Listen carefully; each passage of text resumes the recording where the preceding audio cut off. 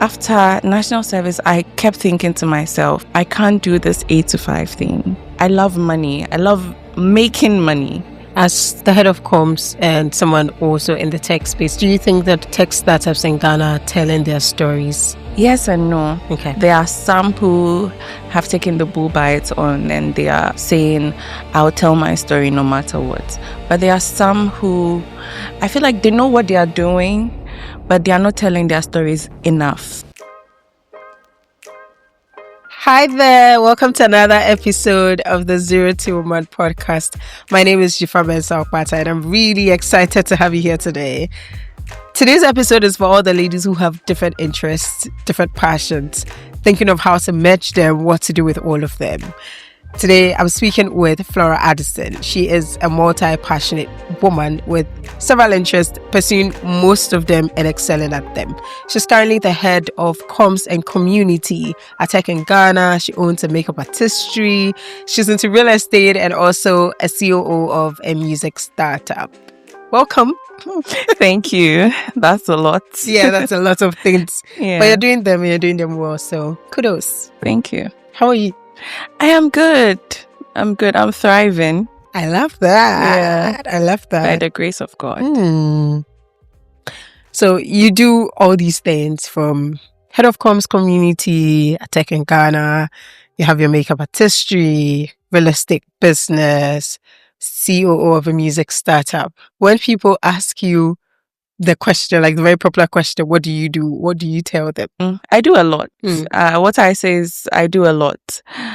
And depending on the context within which we met, I would start with that. So if it is Tech in Ghana, I would start with, I am the head of communications for Tech in Ghana. Then it moves on from there to my interest in the beauty industry, then the real estate, then the music startup. Yeah. That's interesting. Has that evolved over the time? It has. It has evolved over the time. Just as I said, context helps. So initially I do a lot of things and I start listing them. But now I understand that context matters. So once I know where we met, then I proceed from there. Yeah. Sometimes I just list a few and you get to figure out the rest as time goes because you actually don't know some of the other businesses I run.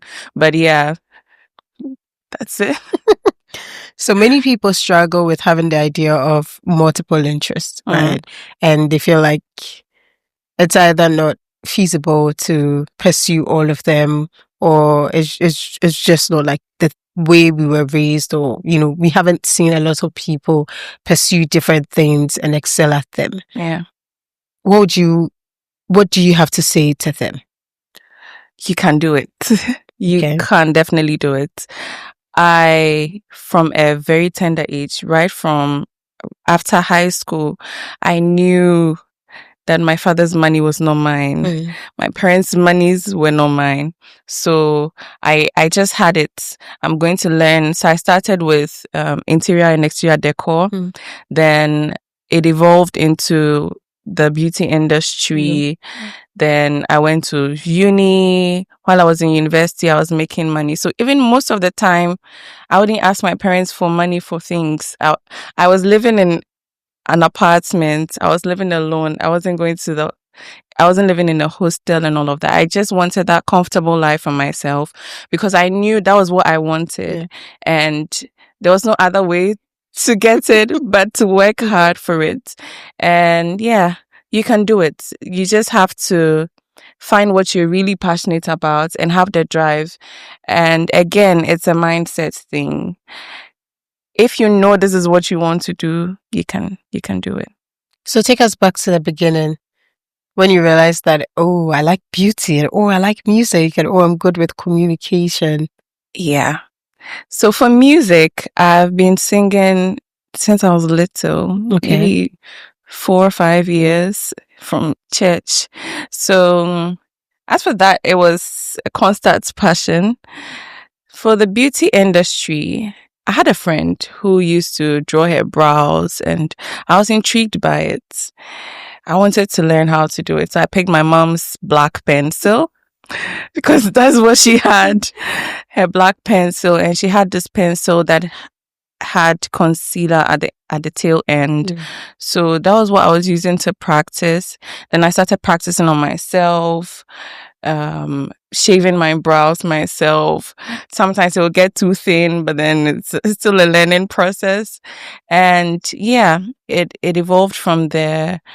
Then I realized, I think the turning point was after national service. Okay. Or during national service. I worked with a really amazing woman, but after national service, I kept thinking to myself, I can't do this 8 to 5 thing. I love money. I love making money. And if I restrict myself now, it would limit me. So even though I was making money while I was in university with the makeup artistry, and I was actually working while I was in university, I was working a normal job with a study abroad institution. I was schooling full time. And once we're on break, I go and work. I go do my internship there. And I was earning a decent amount of money. So I knew that was the line I wanted to toe. Yeah. So yeah, but the real turning point was after my national service, where I said no. And the next month I started freelancing. The next month I made 4 or 5 times what I was earning as an NSP, and I said no, this is it. And I could go for my makeup gigs. I could do my other side businesses. I started consulting for people I knew. I started with my hairdresser. So I go and braid there, but then she didn't have a social media presence. So I pitched myself to her. And as of now, I'm still handling her business page. Wow. Yeah. And from there came my hair extension business. I realized she buys hair extension here in Ghana for a really outrageous price. But I have a friend from high school who is Chinese, so she shops into the country and all. I said, no, let me see how much this hair extension costs from China. I realized the price and I said, no, I'll buy it and sell it to you at a cheaper price. Then once you use it for your clients, you get your profits on them. And that's how I started my hair extension business.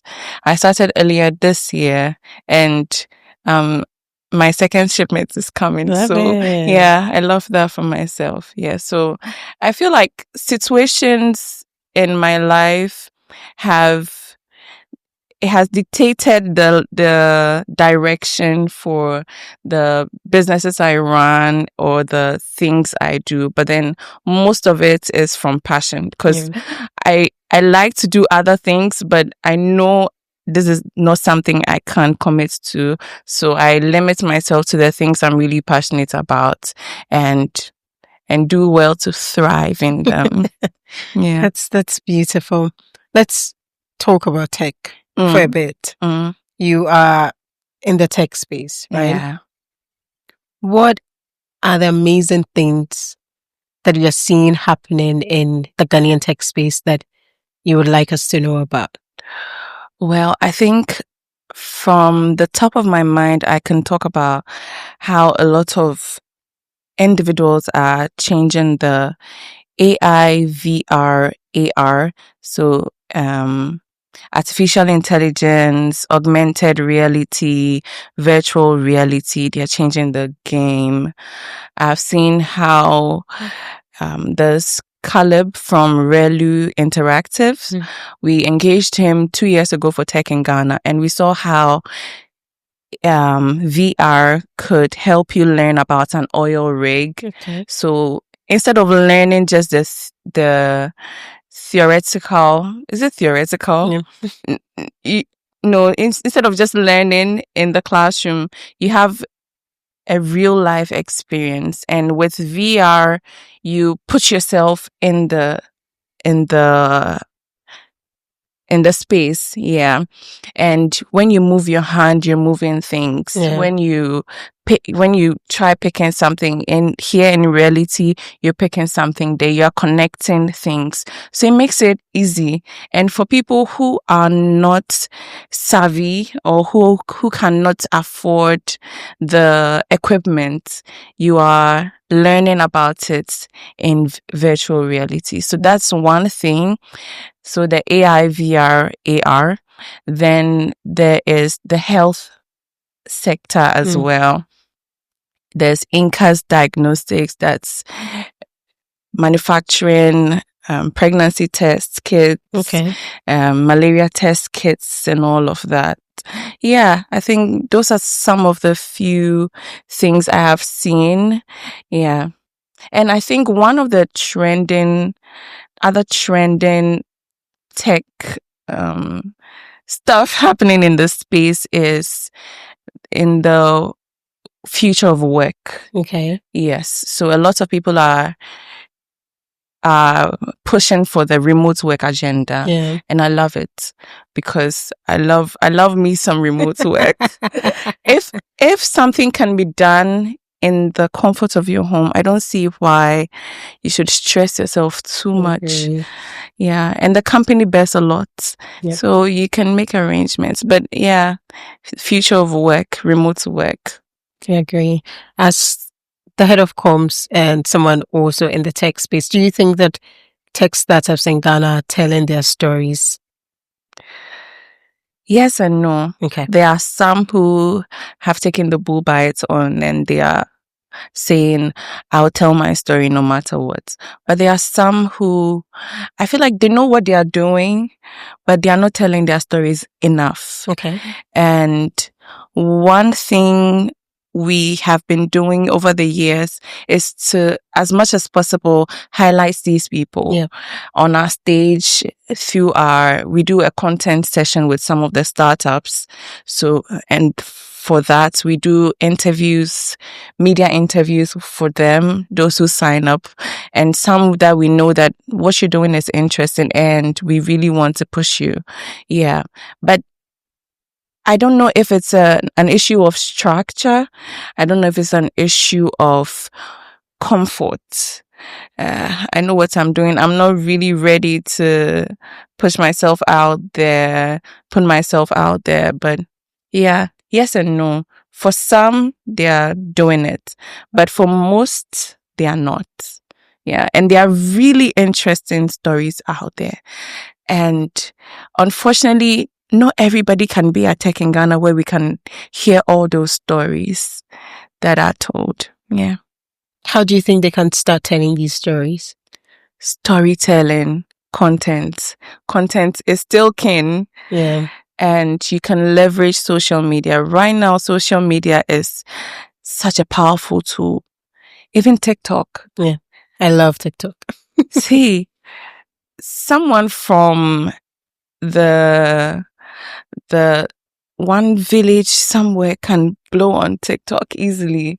So how much more you who is doing something really impactful.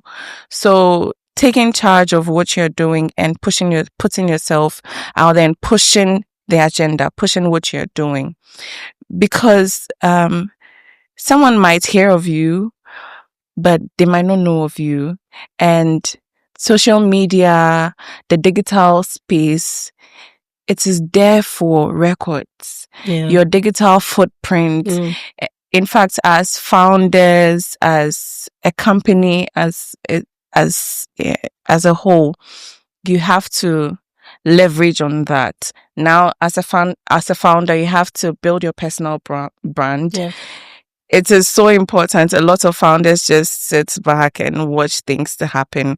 But then once you position yourself as a thought leader, the exposure starts happening. So leveraging LinkedIn, even though a lot of people say LinkedIn like it's huge. Yeah, it's overrated and people are just sharing success stories and all. You can be the realest one out there. Exactly. Share the pains, share whatever is happening, what you can share, I mean. But yeah, take charge of your story. It is your story to tell, and nobody nobody can tell it as good as you can. I agree. So yeah. I agree. And I think that when people talk about this whole LinkedIn thing, sometimes it's just really like, it's a little annoying, because I get it that you feel like everyone is saying only the good things happening to them. Yeah. But let's be honest, we don't wash our dirty linen in public. No. Nobody, like, I'm not going to come on social media to cry. And even if you're going to talk about your challenges, you find a spicy way to say it. Yeah. And sometimes you don't even want to, I mean, there are times where you want to share the challenges in real time, but a lot of the times you solve them before you come and say, okay, so this is the challenge that I had, and this how I solved it. And so it's okay if people are focusing on just the good thing, you know, that is happening in their lives, and not like, oh, this is like, you know, today, I don't know, but police arrested me or something. Like that. No. You know, because if I come on LinkedIn every day to say, oh, this is what happened to me today, one bad thing after another, you would mute me or unfollow me. Yeah, and someone might even think you're a bad energy. Exactly. So you, the person taking in information, has to sift through what exactly you want to take. Take the good parts. If someone achieved something within a short period of time and has put their strategy out, what you're supposed to do is pick that strategy and see how best it can work for you. So pick what works for you and leave the rest to chance. And tell your stories as well. Yeah. So I know that Tech in Ghana organizes a lot of events, like here in Ghana and in London mostly. With these type of events, is the aim to tell the stories of African startups, like Ghana startups, or is it to give them a platform so that investors can see them? So essentially, if I want to come on Tech in Ghana with my startup, what should I look out for? So Tech in Ghana is a platform to bridge the different continents and the different things that people are doing. I feel like what you're looking for is what matters to us. Okay. So we do a lot. We organize the conference. We give you an opportunity to exhibit, have a booth where you can speak to people. We have a stage where you can share what you're doing, either through a presentation, a panel, and all of that. But then you can even host a workshop and all of that. We can connect you with investors. But once you come to us, the most important thing for us is, what do you want? And we will get you what you want.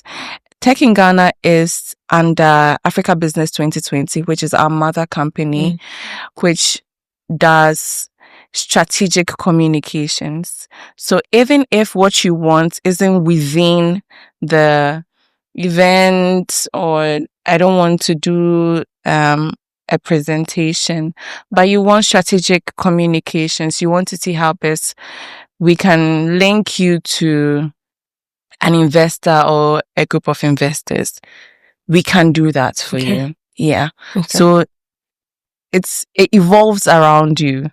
Yeah. We just don't organize the events because we feel like the tech space needs us, but we do it because we know that there's a gap we are filling. Yeah. Okay. Now let's move to music. What does your role as a COO in the music startup entail? Okay. We haven't launched yet, and I don't have my founder's permission to spill a few things, but then it's a music licensing platform which focuses on Afro-leaning sounds. Okay. We also realize there's a gap in the whole music scene. There are a lot of Western organizations that are pushing the music licensing platform. So this is what we do for your podcasts, for adverts, for a YouTube documentary, a video. You know, you have to get sound in there. Yeah. And that is what we offer. Okay. Yeah. So like the copyrighted sound. Exactly. Got it. Yeah. But they are Afro-leaning. Afro-leaning. Got it. But then there's a twist. We have an AI that helps you get exactly what you're looking for. Okay. Yeah, I can't say too much. Got it. Yeah. Interesting. I'm looking forward to it. Yeah, we're launching next month. So that's September. No, in September. Yeah, October. So in October. So October 2025. Yeah. All right. Interesting. I really would look forward to it. I think that if this episode comes out after its launch, we will just like put in the show notes and then we'll mention the name so people can check it out. Yeah, it's Ordioo. Ordiio. Ordiio. Ordioo. Ordioo. We are playing on the word audio. Oh. Okay. Love it. Yeah. How is this different from your work in tech?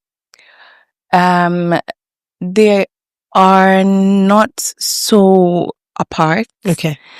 I'm bringing in a lot of skills I acquired through working in tech in Ghana, working with founders, to working as a chief operations officer for Ordioo. And perspective as well. So they are not two worlds. I would say they are just siblings, but they don't look alike. Yeah. I like that. Yeah. Okay. So at least with the music, it's not too different from the tech. No, I'm not singing there. Yeah. I'm doing operations and admin, signing on artists to our platform, reaching out to artists, reaching out to stakeholders in the scene, in the entertainment scene, I mean. Yeah, even in the corporates, you know. Yeah, so that's what I'm doing. Okay. I'm holding a group of people together. Yeah. Beauty, on the other hand, is very far. Yeah.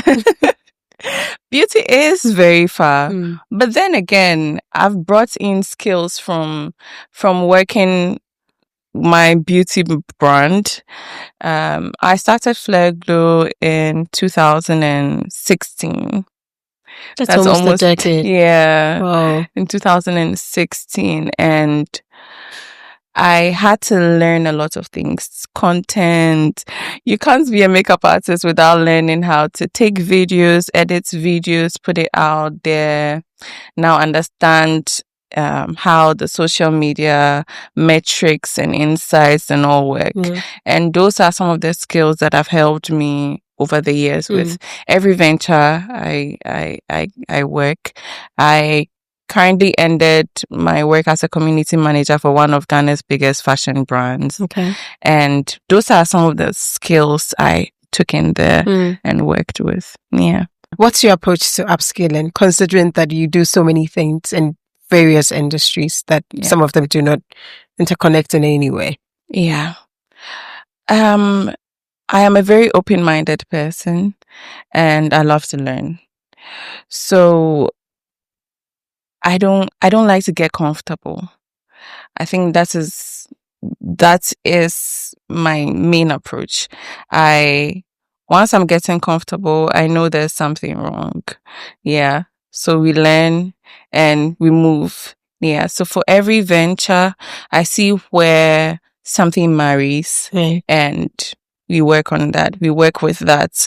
But once something doesn't marry, I try figuring out a different approach and I make that work for me. So let's talk about you being a multi-passionate person. If someone says, I have interest today in beauty and I have a regular job, or I want to become a content creator and I have a regular job, and I don't want to leave my regular job to focus on being a content creator. I want to do both of them at the same time. Yeah.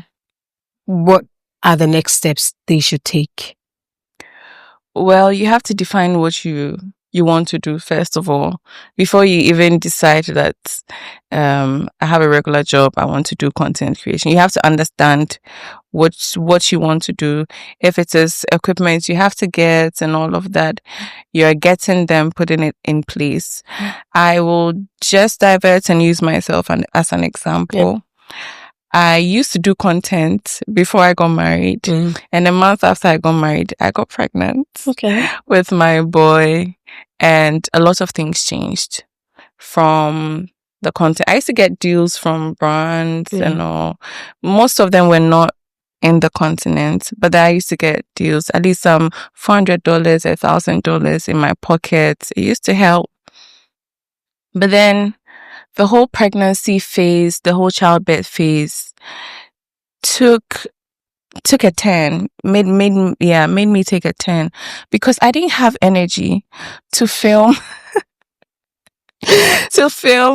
And my best friend and I used to travel every year, and we create content wherever country or wherever place we are going, and we couldn't do that in the year that I was pregnant, and I used to film makeup, beauty, lifestyle content, and it stopped. But this year I started drawing a plan for how I'll come back, and I realized the plan has been there. I'm not doing anything. But last month, I said no. I have weekends, even though I go to work during the week. I have weekends, and I'm going to film. My husband takes care of the boy. Yesterday, I filmed. Installing my cluster lashes. Love it. I filmed my makeup process. I filmed a get ready with me to a wedding I attended. And I have a bank of content now that I can edit. I can use today or tomorrow to edit and spread it out for the week. Another weekend comes. There's something else I can do. So I have drawn a plan now for what I can do, and also around the things I'm doing. Yesterday I was going for a wedding. If I wasn't going to go anywhere, I wouldn't have had the strength to film. So instead of just writing down the plan, instead of just knowing, okay, this is what I want to do, you have to start taking actionable steps towards that. It's not enough to just have it in mind that this is what I want to do, but then doing it. Yeah. I collaborated with a skincare brand.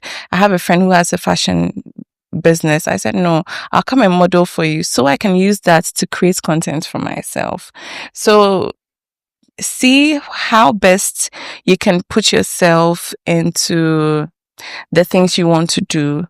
See how you want it to look like, envision it, work towards it. If it's through partnerships, collaborations. If you don't have it all, I don't have a lot of clothes to do a get ready with me, so I'm partnering with someone. I do skincare, but I'm partnering with a skincare brand that will bring me products. I'll talk about it. Yeah, so find where it works and really work towards it. Don't just write it down. So make the plan, take action. Yeah. And find people to collaborate with. Yes. Got it. Is there ever a chance where you feel like one of your interests is taking more priority than the other? Yeah. And is that a bad thing? No, it's not a bad thing at all. So for tech in Ghana, there comes a time where it takes a lot of my time. Okay. Because the event is getting closer and I need to seal partnerships. So I do partnerships as well. I get in people to sign on to taking the event, come on board, showcase their products, services and all. And there comes a time where it has to happen all the time. Yeah. And it definitely isn't bad to prioritize that and still do the other things. So if you're giving it 25 each, you're giving it a bit more now. Maybe you're taking the 5 from the others and giving it to that. And it's not bad at all. And even if you want to take 10 for yourself, it's not bad. So when you're starting out, right? Now you already have the businesses established and you have a structure around it. But at the time you were starting out, did you start doing all of them together, or you did them one after the other? I think I started one, established myself, then not established myself, but then I could stand on my feet. Yeah. Then along the way another comes. I take it up. Along the way, another comes. I didn't have a structure to how to bring all of them in. As I said earlier, circumstances brought, like my hairstylist, the hair business, I wouldn't have started it anyway, because I would have thought this is so tedious. I don't want to do this. But then along the way, I knew this is something I can just bring them in, give it to salons, and I can go and sleep. Yeah. So maybe you can, but then you shouldn't possibly launch everything at a go. Let some of the things happen by itself. Okay. And once you know that this is something I have an interest in, if you have supportive people around you, you can start one, you get a team, start another, get a team. And if you have the money, the funding, why not? But then start small, try and gain some strength. Like a child growing up, you have to learn how to turn, you have to learn how to sit, you have to learn how to stand, crawl, do all of that. So let your business go through all the phases. Then once they're able to walk, you can bring in another. I like that. I like the analogy of a child, because it's a perfect example of allowing things go through the natural course till it's able to stand on its own. So you also do some work in real estate. Yeah. What's your work around that? So I work for a real estate company. I manage the business. We have engineers. How do you find time for yourself? That is one thing that I always ask myself, because I don't know how I do it. And I believe and I know deep down that it's by the grace of God. Because I break down. I cry sometimes, because juggling all of that and a toddler shouting, Nana Kofi, don't go here, Nana Kofi, come back, being in a meeting, breastfeeding, it's crazy. I can imagine. Yeah. But I take him to sites. I take him for my site inspection. I sometimes have my baby carrier, and my colleagues are so supportive. They would feed him, they would carry him, they would play with him. Once we went to site and they just put him in the wheelbarrow and they were just running with him. Yeah. But yeah, that's for that. But we build houses. Most of our houses are situated in East Legon. We have a few. We also run projects, AstroTurf projects across the country. Yeah, we build and sell, and I manage all of that and the people. Yeah. So I stand in for my boss when he's not around. I stand in for him even when he's around, and make sure what we are doing is up to task. How do you keep your eyes on all of your businesses so that people do not steal, so that things are going well, just so that people have an excellent service overall? I know where my money is. I know where my money is, and my eyes are always there. Fortunately for me, I don't have a business that I don't have a store that I would leave for someone.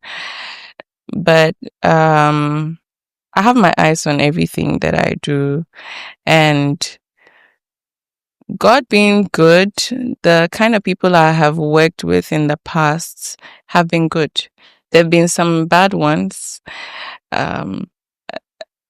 An example is a makeup artist I was working with. She actually told me she went to a client and she can see the client has money, so we should charge her more. And I realized, no, this is not the kind of person I want to work with. Yeah. So I know the Holy Spirit also reveals the characters of people. Yeah. So yeah. But I know my money. I know where my money is. You sound like you don't play with it at all. I don't play with my money because I work so hard for it. I work so hard. Yeah. What systems do you use to check where your money is?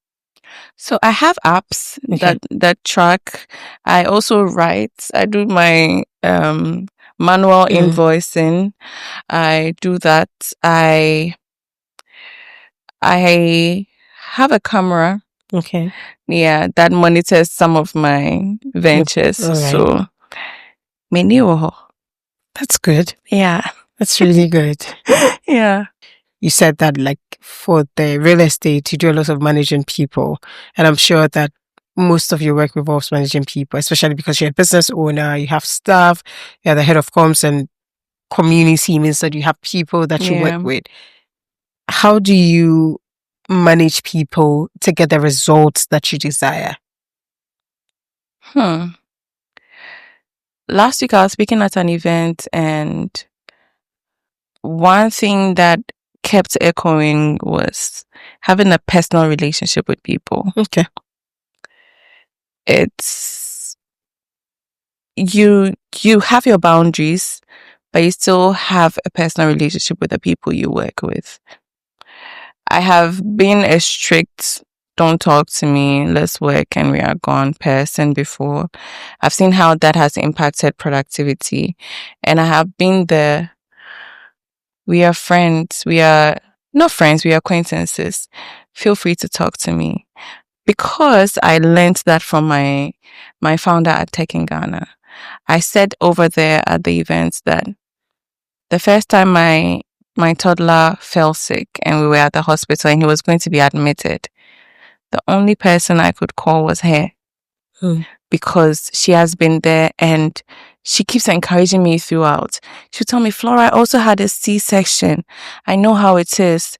Take your time. Do this. Do that. If we had the strict don't talk to me, I'm your boss kind of relationship, I don't know how I could have navigated, or I could even navigate some of the things that I'm navigating now. Yeah. So having that good relationship with them and insisting on certain boundaries. Yeah. So I think the paramount is the relationship, because people will feel like it's just work. Yeah. Once I joined the real estate company, my MD really wanted me to be the straight-faced person. But then I also had to handle people. There were issues with they wanted certain things, they were demanding certain things, and I couldn't go to them with that strictness. So I had to learn where to draw the line.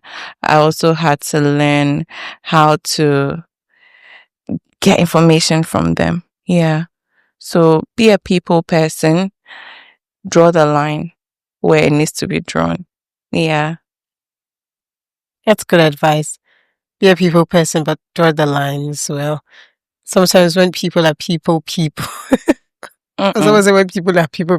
Yeah. But sometimes when someone is a people person, it takes a lot to draw the lines to say, oh, I like people, or I like to have a good relationship with people. Yeah.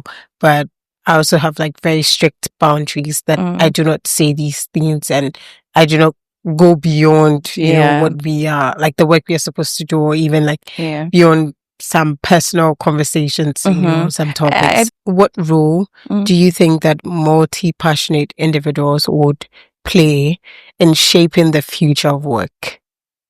Multi-passionate people bring a lot to the table. If you pick me, I have worked in a remote environment. I have worked in a cluster environment. I am bringing experience from makeup. I'm bringing experience from hair. I'm bringing experience from a fashion brand. I'm bringing experience from a lot of places. So just like someone will work different industries and bring that to the table, imagine someone knowing it all and being at the table. Yeah. I feel like it will get to a time where knowing one thing is not enough. Knowing a few things helps. Yeah. I join a place and they need a makeup artist and I can do it. I join a space and they need an idea of how a music startup works or the tech space works. They need statistics and I can pull that out for you. So I feel like just as I said, there'll come a time where knowing one thing and sticking to one thing might not be enough, and knowing a few more other things gives you more leverage. Yeah. I agree. I think I read a blog post once. I don't know, that was by some Altman or something, but in the blog, the person spoke about how having multiple interests helps, because then if you're curious or interested in different things, you're able to like read about them, learn about them, and then find a way of synthesizing all of them together. So then if you are, for instance, this might be a weird example, but say if you're a doctor who likes beauty, you'd find, the intersection an of the two. Sorry to cut you, but an example is a friend doctor. I did her makeup for her what a few weeks ago. I saw that she had collaborated with a skincare brand. She's learning what goes on at the background of doing the skincare products, and also she's educating people. Yeah, so there's always a way that two things can marry. Yeah, always a way. Yeah, love it. Before we go, if you could go back to the beginning of your career to change something, what would that be? To change something. I can't pin maybe to change the day I left my makeup kits in the church and I was crying. Yeah, but then I believe God orders our steps, and if one thing didn't happen, the other might not have happened. So I embrace all the things that have happened and see how best moving forward, I can make things work better for me. So I don't think there's one thing I would want to change. Not the people, because they are lessons. Not the places, because they've given me experiences, adventure. Not one. Yeah. And all of those things led to where I am now. Yeah. So all the industries that you currently play in, beauty, music, tech, real estate. Did I leave anyone out? No. Which one is your favorite? I used to love makeup. I still love it, but I think tech has my heart. Yeah, it has. I think I'm a tech bro now. Hey. Yeah, but it has my heart now. Mostly because I've seen how I have evolved in a very short period of time, and I love it for myself. Yeah, I've been in a space where I didn't really evolve as much. Yeah, but where I am, I am at peace. I love what I'm doing, and I keep evolving each year. I started as a PR assistant, and I am head of comms and community, doing partnerships as well. So yeah, I love the growth. Yeah, well done. I think you've done amazing, and you're doing amazing. Like, you're killing it in all areas. You're rising through your ranks at work. You're doing all your multiple startups and businesses and thriving at it. Well done. Thank you. And thank you for coming to speak with us today. Thank you for having me. Ladies, gentlemen, I hope that you had a good time listening to us. And I hope that if you are a multi-passionate person, you have found ways to attack all of your multiple interests and excel at them. Thank you very much for listening. Any other information you would need about Flora will be in the show notes. Please subscribe, like, share, follow. See you next week. Bye.